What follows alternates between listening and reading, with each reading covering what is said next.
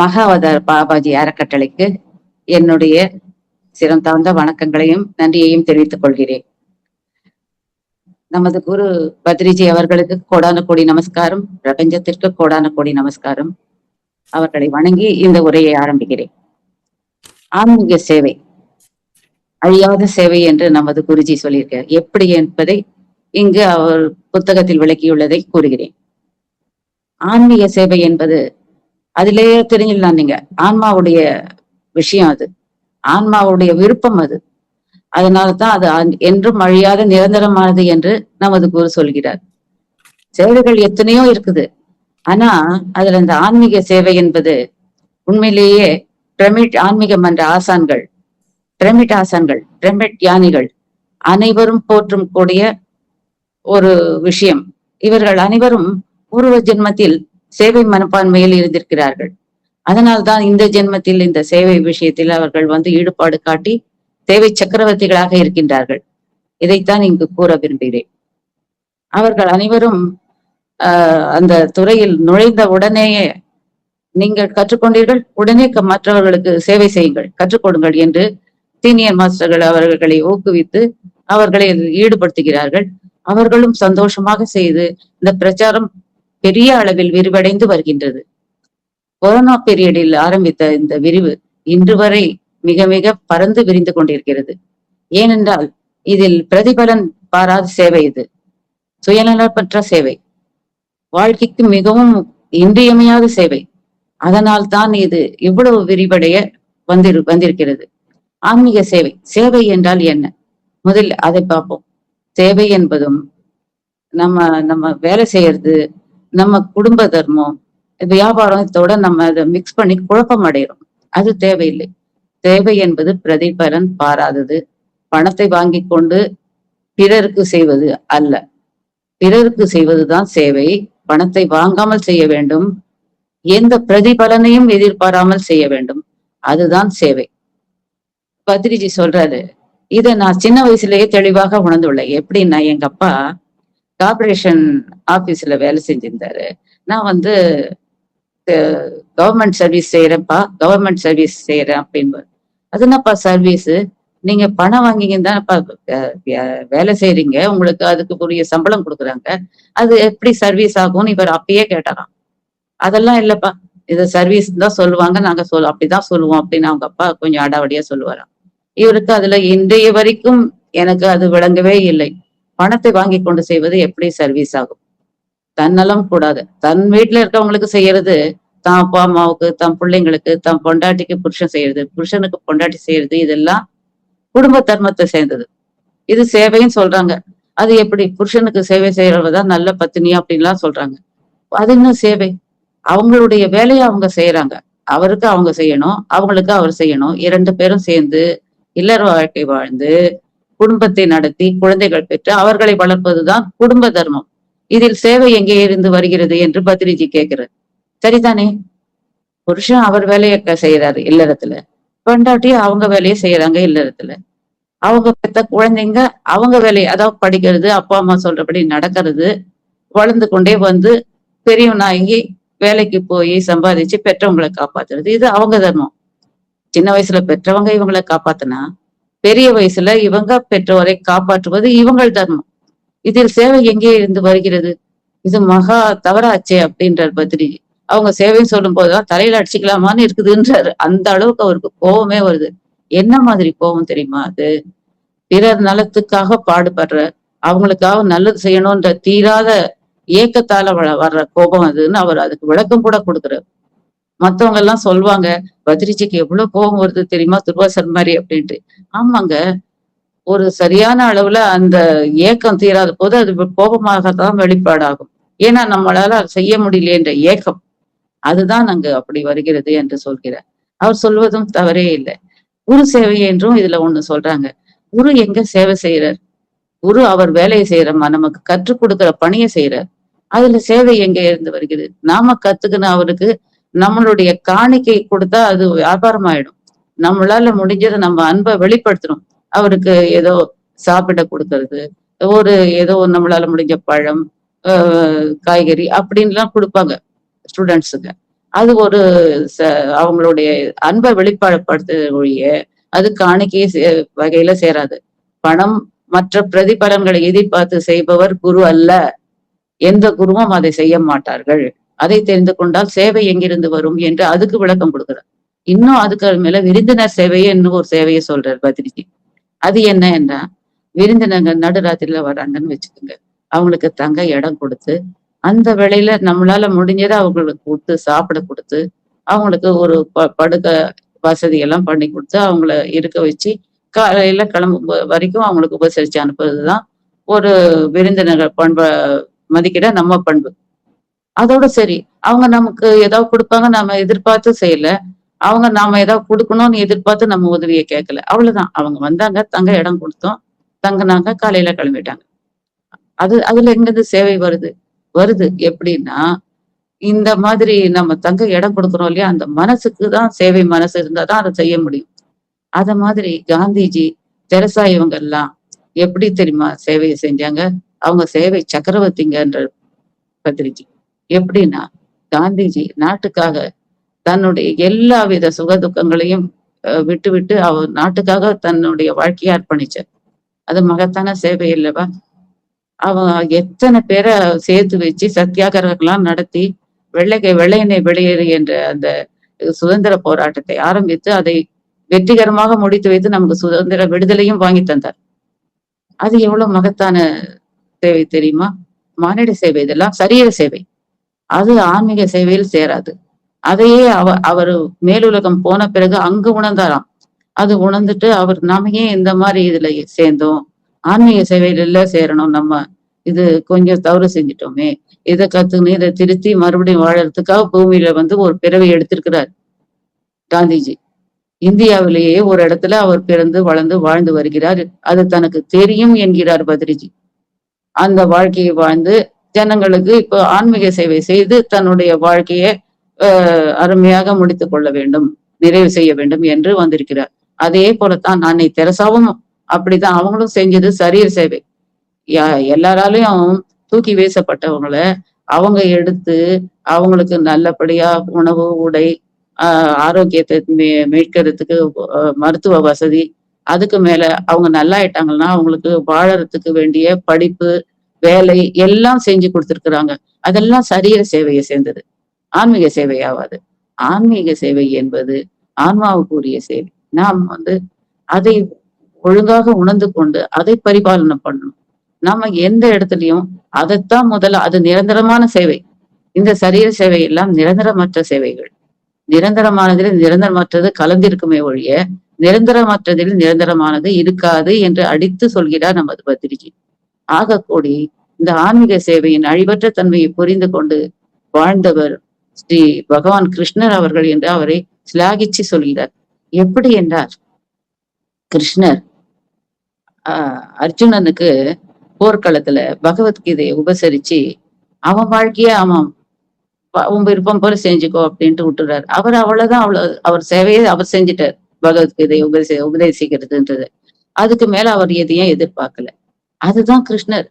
கத்து கொடுக்குற வரைக்கும் தான் தன்னுடைய டியூட்டின்றதுல கரெக்டா இருப்பார். அதுக்கு மேல அவங்க வாழ்க்கையை அவங்க பார்த்துக்கிட்டா அது என் வேலை இல்லை. அப்படி தன்னுடைய சேவைய சுத்தமாக பரிபூர்ணமாக புனிதமாக செய்தவர் கிருஷ்ணர். அதே மகாபாரதத்தில் துரோணாச்சாரியரையும் சொல்கிறார். துரோணாச்சாரியர் என்ன செய்யற தெரியுமா? அர்ஜுனனுக்கு குருவாக வில்வித்தை கத்துக் கொடுக்கும் போது அவனிடம் பிரதிபலன் எதிர்பார்க்கிறார். என்னவென்று, அவருடைய பரம விரோதி துருபதன் ராஜா, அவனை அழிக்க துரோணாச்சாரியார் வன்மத்தோடு அர்ஜுனனுக்கு வில்வித்தை கற்றுக் கொடுக்கிறார். நீ அவனை என் சார்பாக அழிக்கப்படுவதுதான் நான் உன்னிடம் கேட்கும் காணிக்கை, குருவின் காணிக்கை. நீ அவனை அழிக்க வேண்டும் என்கிறார். அப்போ பிரதிபலன் எதிர்பார்த்துட்டா அங்க எங்கிருந்து தேவை வருகிறது? அது சேவையே அல்ல. அந்த இடத்துல அவர் பிரதிபலன் பார்த்துட்டதுனால அது அவர் பணத்துக்கு செய்யற மாதிரி ஒரு விஷயம் தானே ஒழிய அது சேவையில் சேராது. அது வியாபாரமாக மாறிப்படுகிறது. அது தர்மமாகவும் இல்லை. அப்பா அம்மாவை காப்பாத்துற குடும்ப தர்மத்தை மகன்கள் அதை உணர்ந்து செய்யும் போது அங்க தர்மம் தானே நிக்குதே ஒழிய அங்க சேவை எங்க வருது? இதெல்லாம் நம்ம எதுலயும் தெளிவா இருக்கணும். கிருஷ்ணர் அப்படி இருந்தார். பூர்வ ஜென்மத்தில் ரிஷிகளாக இருந்த அந்த 16,000 முனிவர்களை, ரிஷிகள் அல்ல முனிவர்களாக இருந்தவர்களை அவர்களுக்கு மௌன வித்யா கத்துக் கொடுத்து கிருஷ்ணர் அவர்களை நல்ல உயர்ந்த நிலைக்கு கொண்டாந்தாலும் அவங்க தியான நிலையில உயர்ந்த நிலை அடையாததுனால அவங்க அதுக்காக ஒரு பிறவி எடுக்க வேண்டியதாக இருந்தது. அடுத்த பிறவியில் வாங்க, நான் உங்களுக்கு தியான வித்யா கத்துக் கொடுக்குறேன், அதை கத்துக்குன்னு நீங்க ரிஷிகளாக மேல் உலகம் சென்று உயர்நிலையில் இருப்பீர்களாக என்று கிருஷ்ணர் அவர்களை ஆசீர்வதித்து அனுப்புகிறார். அதன்படி அடுத்த பிறவியில் கோபிகாஸ்திரிகளாக அந்த 16,000 பேர்களும் வந்து பிறந்து கிருஷ்ணரிடம் வந்து தியான வித்யா கற்றுக்கொண்டு ரிஷிகளாக மாறி மேலுலகம் சென்றார்கள். அந்த கோபிகாஸ்திரிகளாக அவர் வந்த போது கிருஷ்ணர் ஒவ்வொருத்தருக்கும் அந்த 16,000 பேருக்கும் ஒவ்வொருத்தருக்கும் ஒரு மரத்தின் கீழ் அவர்களுக்கு தியானத்தை கற்றுக் கொடுத்தார். அந்த தியானத்தை கற்று அவர்கள் செய்து கோபிகாஸ்திரிகளாக இருந்த அந்த முனிவர்கள் ரிஷிகளாக மாறி மேலுலகம் சென்று உயர்ந்த நிலையில் வாழ்கிறார்கள். ஆகக்கூடி கிருஷ்ணருக்கு பாருங்க, 16,000 முனிவர்கள், 16,000 கோபிகாஸ்திரிகள், 16,000 முனிவர்கள், இப்படி 3 நிலை எத்தனை பேருக்கு அவர் தன்னுடைய சேவையை செய்திருக்கிறார். அது எவ்வளவு மகத்தான சேவை. அவர் மகா யோகீஸ்வரர் என்று பத்ரிஜி அவரை புகழ்கிறார்.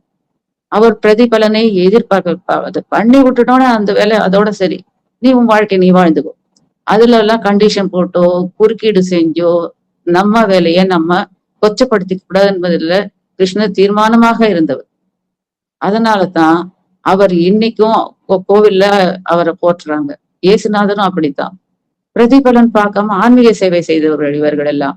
மகாவீருக்கும் கோவில் இருக்கிறது, காந்திஜிக்கு இருக்கா, தெரசாமியாருக்கு இருக்கா, மார்ட்டின் லூதர் கிங் அமெரிக்காவில் நிக்ரோக்களுக்காக பாடுபட்டார், அவருக்கு இருக்கா, நெல்சன் மேண்டலா ஆப்பிரிக்காவில் நீக்ரோக்களுக்காக பாடுபட்டார், அவருக்கு இருக்கா? இல்ல. ஏன்னா அவங்க எல்லாம் சரீர சேவை செய்தவர்கள். அவர்கள் எல்லாம் போற்றுதலுக்கு உரியவர்களை ஒழிய கோவில் வைத்து கொண்டாடக்கூடியது ஆன்மீக செய்த கிருஷ்ணர், இயேசு போன்றவர்கள் தான். புத்தர், காந்தி அந்த லிஸ்ட்ல சேர மாட்டார். அவர் சரீர சேவை, அதுக்காகத்தான் இந்தியாவில மறுபடியும் வந்து பிறந்திருக்காரு. இப்படி அவர் ஒவ்வொரு இடத்துல நமக்கு விரிவா எல்லாத்தையும் விளக்கமா சொல்லும் போது அங்க வந்து நம்ம இந்த ஆன்மீக சேவையை செஞ்சிட்டோம்னா அது எப்படி, அதாவது ஒரு மனுஷனுக்கு அந்த ஆன்மாவுக்கு ஒரு 100 பிறவின்னு கணக்கு போடுறார் பத்ரிஜி. அந்த 100 பிறவியில முதல் 30 பிறவி அவங்க ரஜோகுணத்துல இருக்கிறாங்க, தமோ குணத்துல. அந்த 30 பிறவி பிறகு அடுத்த 30 பிறவியில ரஜோகுணத்துல இருக்கிறாங்க. ஆகக்கூடிய 60 பிறவிய அவங்க கழிச்சிடுறாங்க. மிகுந்து 40 பிறவி இருக்கு.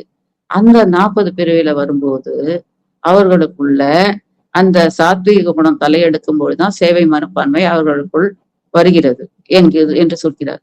அந்த தமோ குணத்துல இருக்கும்போது அவங்க உடம்ப பற்றிய அறிவுல தான் அவங்க முதல்ல அந்த ஆன்மீக ஆன்மாவுக்குரிய வாழ்க்கைய அந்த பிறப்பங்களால ஆரம்பிக்கிறாங்க.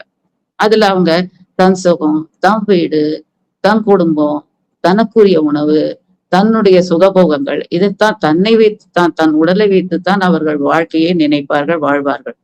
அவர்களுக்கு அதுக்கு மேல் சிந்தனை கிடையாது. ரொம்ப சோம்பேறிகளாக இருப்பாங்க. நல்லா வேலை வேலைக்கு சாப்பிடணும், வேலை வேலைக்கு தூங்கணும், வேலை வேலைக்கு குடும்ப வாழ்க்கை வாழ்ந்து குழந்தை குட்டியை பேத்துட்டு போகணும். இதை தவிர அவங்களுக்கு வேற சிந்தனை கிடையாது. அந்த மாதிரி ஒரு 30 பிறவி போகுது. அதுக்கப்புறம் அவங்களுக்கு கொஞ்சம் அரகண்டான அடக்குமுறை குணம், ஹிட்லர் மாதிரி, ராவணேஸ்வரன்றார் பத்ரிஜி. அவன்லாம் இந்த மாதிரி குணத்துல வாழ்ந்தவங்க. அவன் தம்பி விபீஷன் வந்து இந்த இதுல இந்த சாத்வீக குணத்துல இருந்தவர். அந்த கும்பகர்ணன் இந்த முதல்ல இந்த குணமாச்சே தமோ குணம், அதுல நல்லா சாப்பிட்டுட்டு 6 மாசம் நல்லா தூங்கி எழுந்துப்பாராம். இவங்கெல்லாம் அரக்கர்கள். இவங்க மற்றவங்களை கொடுமைப்படுத்துறதுல இருக்கிறவங்களுக்கு எங்கிருந்து இந்த சேவை மனப்பான்மை வரும் அப்படின்னு கிண்டலாவும் கேட்கிறாரு. கரெக்டு தானுங்களே. மற்றவங்களை அழிக்க நினைக்கிறவங்க எங்க சேவை மனப்பான்மையில வருவாங்க? அவங்களை அழிக்கிறவங்க அவங்க அசுரர்கள். ஆனா அவங்களையும் ஒருத்தர் இருக்கிற விபீஷணன், அவர் வந்து இந்த சாத்வீக குணத்துல இருந்து தான் ராமருக்கு ஒத்தாசையாக இருந்து காவியத்துல அழியாத இடத்தை பிடித்தவர். ராவணனுக்கு அந்த மாதிரி இடம் கிடையாது. அவர் எவ்வளவு சிவனை சேர்ந்த சிவனடியாராக இருந்தாலும் சிவபக்தராக இருந்தாலும் அவர் எடுத்த அந்த ரஜோகுணத்தினால அவர் வாழ்க்கையே சீரழிஞ்சது. ஆகக்கூடி தமோ குணம் ரஜோகுணத்துல கழிஞ்சு போக மிகுந்த 40 பிறவியில இந்த சாத்வீக குணத்தினால சேவை மனப்பான்மை நம்ம சேவை செஞ்சு அதுல முக்தி பெற வேண்டியதாக முடிகிறது நமது ஆத்மாவுடைய வாழ்க்கை. ஆத்மாவுக்கு அழிவு கிடையாது. ஆத்மாவுடைய இந்த பிறவியை எடுக்கிற தன்மைகள் சொல்றார் பத்திரிஜி.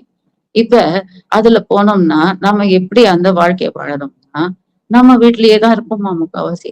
வீட்டிலேயே இருந்து நமக்குரிய வேலைகளை நம்ம செஞ்சு கொண்டு இருப்போம். வெளிய போய் அந்த வேலையெல்லாம் முடிஞ்ச உடனே வெளிய போய் மற்றவங்களுக்கு ஏதாவது சேவை செய்யணும். நான் சேவைன்னா இங்க பக்கத்து வீட்டு தாத்தா, பாட்டி இருக்கிறாங்க. அவங்களுக்கு ஏதோ மருந்து, மாத்திரை வாங்கி குடுக்குறது. இல்ல அவங்க வீட்ல இருக்கவங்க அவங்களுக்கு சாப்பாடு பண்ணி குடுக்க முடியாத நிலையில இருக்காங்க. இவங்க செஞ்சு குடுக்குறது. இப்படி அந்த பசங்களுக்கெல்லாம் பாடம் சொல்லிக் குடுக்குறது. அந்த இவங்களுக்கும் ஏதாவது ஒத்தாசை வேணும்னா அவங்களுக்கு அதை செய்யறது. அப்படின்னு அந்த இதெல்லாம் செஞ்சது போக மிகுந்த அதுலயும் மிகுந்த வேளையில் தன் வீட்டுக்கு வந்து தியானம் செய்து அந்த தியானத்தின் மூலம் நல்ல பலன்கள் கிடைக்க வச்சு மத்தவங்களுக்கு அந்த பலன்களை கொடுக்கறதுக்காக வேலை செய்வது, அவங்களுக்கு அந்த தியானத்தை கத்துக் கொடுக்குறது. இப்படித்தான் அவங்க வாழ்வாங்க. இது இப்படிதான் நாங்க எங்க வீட்லயும் நாங்க வாழ்ந்தோம். நாங்க ஒரு சராசரி குடும்பத்தான். எங்களுக்கு சேவை மனப்பான்மை இருந்தது. எங்க அப்பா வந்து எல்லாருக்கும் ஒத்தாசை பண்ணக்கூடிய சுபாவம் கொண்டவர். எங்க அம்மாவும் அப்படித்தான். அவங்க சமையல் வேலையெல்லாம் முடிச்சு வீட்டு வேலைகள்லாம் முடிச்ச பிறகு அக்கம் பக்கத்துல இருக்கவங்களுக்கு போய் பாடம் கத்துக் கொடுக்கறது. அவங்களுக்கு ஏதாவது வேலை வேணும்னா அந்த மாதிரி வத்தல், வடாம் இதெல்லாம் போடுவாங்க. அதெல்லாம் ஒத்தாசைப்படுறது. அவங்களுக்கு ஏதாவது பெண்களுக்கு பிள்ளை பெறுன்னா அதுக்கெல்லாம் போய் கூட ஒத்தாசை செய்யறது. இப்படி எல்லாம் செஞ்சுட்டாங்க அவங்க. சரீர சேவை. அண்ணன் வந்து இவருடைய அண்ணன். இவர் இது மாதிரி பாடம் இவரோடு சேர்ந்து நிறைய பசங்களுக்கு டியூஷன் எடுத்தாங்க. டியூஷன்னா வீட்டுல இருக்க பசங்களுக்கு கத்துக் கொடுக்குற மாதிரி அவங்களும் சேர்த்து வீட்டுல இருக்க பசங்களுக்கு கத்துக் கொடுக்கறது சேவை இல்லை, அது தர்மம் அப்படின்றாரு பத்திரிஜி.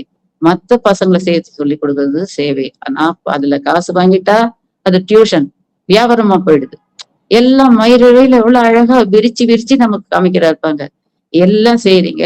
இது இந்த சேவை, இது இந்த சேவை. நிரந்தரமான சேவை ஆன்மீக சேவைதான். அத்தை செய்பவனுக்கு தான் பிறவி என்பதே இல்லாத நிலைக்கு அவன் உயர்கிறான். அதை நீங்க தெரிஞ்சுக்கணும். ஆன்மீக சேவையே அழியாத சேவை என்பதை மனதில் இருத்தி கொண்டு நீங்களும் உங்கள் சேவையை பாகுபாடுபடுத்தி உன்னத நிலைக்கு கொண்டு போய் அந்த சேவையை தான் நீங்க செய்ய ஈடுபடணும். அப்பொழுதுதான் நீங்கள் உயர்ந்த நிலையை இந்த பிறவியில் அடைய முடியும் என்று ஆணித்தரமாக சொல்கிறார். இதுல எங்கிருந்துங்க வருது? அப்பா அம்மாவுக்கு சின்ன வயசுல இருந்து நம்மள அருமையா வளர்க்குறாங்க. அது அவங்களுடைய கடமைங்க. பிள்ளைங்களை அவங்க பெத்துட்டு அடுத்தவங்க வளர்க்க முடியுமா? அவங்கதான் வளர்க்கணும். அவங்க கடமையை அவங்க பாசத்தை இணைச்சு அதை செய்யறாங்க. அதுல வளர்ந்த அந்த பசங்க பிரதிபலனா அந்த அப்பா அம்மா நமக்கு செஞ்சவங்க நன்றி கடன் செலுத்துகிறார்கள். அவர்கள் அப்பா அம்மாவுக்கு அவங்க பணிவிடை செய்கிறார்கள். அது அவங்களுடைய தர்மம், குடும்ப தர்மம். கணவன் அதே மாதிரி திருமணமான பிறகு மனைவிக்கு அவளுடைய தேவைக்கு தேவையானது வேண்டியதெல்லாம் வாங்கி கொடுத்து அவளுடைய தேவையை பூர்த்தி செய்கிறான். அது அவனுடைய குடும்ப தர்மம். மனைவி அவ்வளத்தையும் அனுபவிச்சுட்டு பிரதிபலனாக அவனுக்கு தேவையான விஷயங்களை அந்த அம்மா செஞ்சு கொடுக்குறாங்க. அது மனைவியுடைய தர்மம். இதில் சேவை எங்கே இருந்து வருகிறது? சேவை என்பது தன்னலமற்றது. முதலில் அதை தெரிந்து கொள்ளுங்கள். தனக்குரியவர்களுக்கு செய்யற அவங்களுக்கு நலத்துக்கு செய்யறதெல்லாம் தன்னுடைய தர்மம். அவ்வளவுதானே ஒழிய அதுல சேவை என்பது மற்றவர்களுக்கு செய்வது. மற்றவர்களுக்கு செய்வதிலும் பிரதிபலனையோ பணத்தையோ வேறு எதையோ எதிர்பாராமல் செய்வது. இதுதான் ஆன்மீக சேவை என்கிறார் நமது பத்திரிகை. அதுல நீங்க எதையாவது எதிர்பார்த்தீங்கன்னா அது சரியா சேவைதான். அதோடுதான் அது முடியுமே ஒழிய அது ஆன்மீக சேவையா உயராது. இத திருப்பி திருப்பி எல்லா இடத்துலயும் அத்தான் சொல்றாரு. இப்ப மரம் செடி கொடி எல்லாம் இருக்கு, பழம் எல்லாம் கொடுக்குது. அது நம்மளை விட உயர்ந்த நிலைதான். நம்ம கிட்ட பிரதிபலன் எதிர்பார்க்குதா? நாம அதுக்கு தண்ணி ஊத்தி வளர்த்து இது பண்ணி அதுக்கு பிரதிபலனா அந்த காய் கனிகளை நம்ம எடுத்து உண்கிறோம். நாம தான் அதுக்கு கடன்பட்டிருக்கோம் ஒழிய அது நமக்கு கொடுத்துட்டு போன வள்ளலா மாறி நிக்குது அதுங்கெல்லாம். இது எவ்வளவு ஒரு அன்பான உயரிய விஷயம் பாத்தீங்களா? தாவரங்க கிட்ட இருந்து நம்ம கத்துக்க வேண்டியது. எப்பயும் கொடுக்குற வள்ளலாத்தான் நம்ம இருக்கணும். வாங்கிக்கக்கூடிய கொடை வாங்குறவங்களா இருக்கக்கூடாது.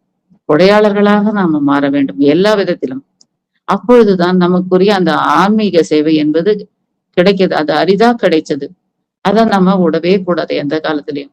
அவர் அந்த கோரமண்டல இதுல வேலை செஞ்சுக்கினே தம் குடும்பத்துக்கு தேவையானதை பூர்த்தி செஞ்சுட்டு மிகுந்த நேரத்துல தியானத்தை கத்துக்குன்னு 2 வருஷம் 3 வருஷங்க. மனுஷ எத்தனத்துல அந்த மாதிரி யாரும் படிக்க முடியாது. 2 லட்சத்துக்கு மேற்பட்ட புத்தகங்களை படித்திருக்கிறார் பத்ரிஜி. இதை எங்கேயாவது நீங்கள் கேட்டிருக்கிறீர்களா? எந்த மனுஷனாவது அந்த எந்திரம் படத்துல கூட பார்த்திருப்பீங்க. அந்த புஸ்தகத்தை எடுத்து அப்படி பார்த்துட்டு படிச்சுட்டேன் அப்படின்றாரு. அந்த மாதிரியில இருக்குது இவர் சொல்றது. 2 லட்சம் புஸ்தகம் மனுஷத்தனத்துல எப்படி முடிஞ்சதுன்னா, மன வைராக்கியம் வைராக்கியம் வேணுங்க. வாழ்க்கையில மனசு திடம்ன்றதோட வைராக்கியம், எனக்கு இவ்வளவுதான், நான் இதைத்தான் செய்வேன், இந்த அளவுக்கு தான் இதுல ஈடுபடுவேன்னு அதுல ஒட்டாம ஒட்டி அந்த வாழ்க்கைய வாழ்ந்துட்டு போகணும். தாமரையில தண்ணீரா நம்ம வாழ்க்கையில எல்லாருக்கும் நேசம் இருக்கணும். அது நம்மள ஒருத்தரதா மாறக்கூடாது என்பதில் பத்ரிஜி உறுதியாக இருந்து அதை வாழ்ந்து காமித்தார். அவர் வாழ்க்கையில உதாரணமா இந்த கிருஷ்ணர் ஒரு ஒரு தடவை யமுனை நதிக்கரையில வெள்ளம் கரை புரண்டோடி கொண்டிருக்குது. ஒரு பொண்ணு அந்த கரையை கடக்கிறதுக்கு அங்க பார்த்துட்டு அப்படியே தகைச்சு போய் கிருஷ்ணர்கிட்ட போய் உதவி கேட்கிறான். ஐயா, நான் அக்கறைக்கு போகணும், இந்த நதியில வெள்ளம் ஓடுது, நான் எப்படி இதை சமாளிச்சு ஆக்க போறது, எனக்கு கொஞ்சம் ஏதாவது ஒத்தாசை செய்யுங்களேன்னு கேக்குறேன். அதுக்கு கிருஷ்ணன் சொல்றாரு, நான் ஒரு பிரம்மச்சாரி என்ன அப்படின்னு அந்த நதி கிட்ட போய் சொல்லு. கிருஷ்ணன் ஒரு பிரம்மச்சாரி, அது உண்மையானால் நீ எனக்கு வழிவிட்டு விலகி நின்று என்னை அக்கறைக்கு செல்ல ஒத்தாசை பண்ணு. அவன் இல்லைன்னா நீ பழக்க வேணாம், அப்படி வழிபட வேணாம் எனக்கு அப்படின்னு சொல்லிட்டு கேளு, நான் அது நிஜமா இருந்தா அது நடக்கும் அப்படின்னு சொல்லி அவளை அனுப்புறேன். அவ அதே மாதிரி போய் நதி கிட்ட நின்னுங்க கை கூப்பி, கிருஷ்ணன் ஒரு பிரம்மச்சாரி, இந்த இது உண்மையாக இருந்தால் நீ எனக்கு வழி விட்டு என்னை அக்கறை செல்ல எனக்கு நீ உதவி புரிய வேண்டும் அப்படின்னு கேக்குறான். உடனே அது உண்மைதானே, அந்த உண்மைக்கு தலை வணங்கி அந்த நதி வழிபடுகிறது. அவள் அதை கும்பிட்டு நதி சொல்லிவிட்டு அந்த கரைக்கு போய் சேர்கிறாள். எதுக்காக அந்த கரைக்கு போனாள் என்றால், அங்கு துர்வாச முனிவர் தியானம் செய்து எல்லாருக்கும் கத்து கொடுத்துக்கின்னு இருக்காரு. அவர்கிட்ட போய் இந்த சாப்பாடு கொடுத்து அவரை சாப்பிட வச்சுட்டு மீதி எடுத்துக்கிட்டு வர வேண்டியது அவளுடைய வேலை. டெய்லி இதை செய்யறவர். அவர்கிட்ட போய் கொடுத்துட்டு, சுவாமி உங்களுக்கு எல்லாம் பரிமாறிட்டேன், இன்னைக்கு நிறைய வெள்ளம் போகுது நதியில, நான் கரைக்கு போக முடியல, எனக்கு இது மாதிரி வழி விடுறதுக்கு ஒரு வழி சொல்லுங்க. நதி கிட்ட போய், நீ துர்வாசன் கோபக்காரன் என்பது உண்மையானால் நீ எனக்கு வழிவிடு என்று கேளு, அது வழிவிடும், இல்லை என்றால் விடு அப்படின்ற. அவர் என்ன சொல்றார், பிரம்மச்சாரின்ற. இவர் எப்படி சொல்றாரு பாருங்க. உண்மையை ஒத்துக்கிறதுக்கு அவங்க எல்லாம் தயங்கினதே இல்லை. அவங்க குணம் அது அது சொல்றதுல அவங்களுக்கு என்ன, அதனால அவங்க யாருக்கும் கெடுதல் நினைக்கல, அதனால தைரியமா சொன்னாங்க. அந்த கோபம் எல்லாம் மத்தவங்களுடைய நல்லதுக்காக வரப்போவோம். பத்ரிஜி அதே கோபம் தான் தனக்கு வந்ததுன்னு சொல்றாரு. அது துர்வாசரை போய் அந்த நதியிடம் மறுபடியும் அந்த பொண்ணு நினைக்குன்னு வணங்கி, நீ துர்வாசன் முனிவர் கோபக்காரன் என்பது உண்மையானால் எனக்கு வழிவிடு, நான் அக்கறைக்கு போக வேண்டும், நன்றி அப்படின்றா. அதே மாதிரி அது வழிபட்டுடுச்சு. அவ அந்த கரைக்கு போனான். இரண்டும் உண்மைதானே. கிருஷ்ணர் பிரம்மச்சாரி என்பவன் திருமணமாகாதவனைத்தான் பிரம்மச்சாரி என்று நினைக்கவில்லை. பிரம்மத்தை அறிந்தவன் பிரம்மச்சாரி, பிரம்மத்தை கடைபிடிப்பவன் பிரம்மச்சாரி, பிரம்மத்திற்காகவே வாழ்கிறவன் பிரம்மச்சாரி. அவன்தான் பிரம்மச்சாரி. அதை கிருஷ்ணர் இருக்கிறதுனால அவர் என்றும் பிரம்மச்சாரி. அந்த அளவுல பிரம்மத்தை அறிந்தவர், அவரை போல பிரம்மத்தை அறிந்தவர் யாரும் கிடையாது. அதனால கிருஷ்ணர் பிரம்மச்சாரி என்று உறுதியாக சொன்னதுனால அது நடந்தது. அந்த விஷயத்த பத்ரிஜி சொல்லி, நானும் அது போலத்தான், எங்கே கோபம் செல்லுமோ அங்கே அந்த அளவுக்கு செல்ல வைப்பேன், தேவையில்லாத இடத்துல கை கொள்ள மாட்டேன். வைராக்கியம், எதுலயும் ஒரு திட சித்தம். அதன்படி அவர் வாழ்க்கையை நடந்து நிறைவு செய்தார் நமது பத்ரிஜி. அவர் சொல்வது ஒன்று செய்வது என்றும் இருந்ததில்லை.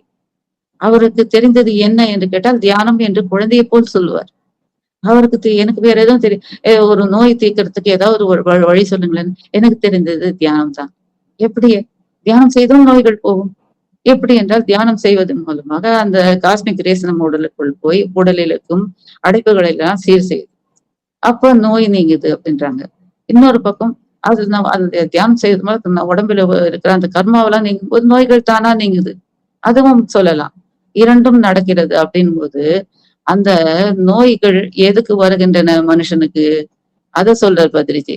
நோய்கள் அவனுக்கு தண்டிக்க வரவில்லை, அவனுக்கு பாடம் புகட்ட வருகிறது. நீ செய்தது இந்த தவறு, அதுக்கு இந்த நோய் வந்திருக்கிறது, நீ அந்த தவறை திருத்திக்கொள், இந்த நோய் விட்டு போய்விடும். அதுக்கு தியானம் உனக்கு உதவி புரிகிறது, அவ்வளவுதான். எவ்வளவு சிம்பிளா ஒரு பெரிய தத்துவத்தை 2 நிமிஷத்துல சொல்லிடுறாரு பாருங்க. பெரியவங்க எல்லாம் எப்பயும் இப்படித்தான். மத்தவங்களுக்கு சொல்றதுல நேரத்தை விரயமாக்க மாட்டாங்க. அந்த அந்த விரயமாகிற நேரத்தை சேமிச்சு அதுல இன்னும் ஒரு 10 பேருக்கு சொல்லுவாங்க. அப்படித்தான் அவங்க வாழ்க்கையை ஒவ்வொரு செகண்டும் பொன் போல நேரத்தை கருதி செலவு செய்து எல்லோருக்கும் நல்லது செய்வதிலே குறியாக இருந்து அந்த ஆன்மீக சேவையை அழியாத சேவை என்பதை அவர்கள் புரிந்து கொண்டு அதன்படியே வாழ்ந்து கொண்டு அதை நமக்கு கற்றுக் கொடுத்து விட்டு போயிருக்கிறார்கள். அதை நாமும் கற்றுக்கொண்டு அந்த சேவையை செய்து உயர்ந்த நிலையில் வாழ்வோம் என்று சொல்லி இந்த உரையை முடிக்கிறேன். நன்றி தோழர்களே, அனைவருக்கும் வணக்கம்.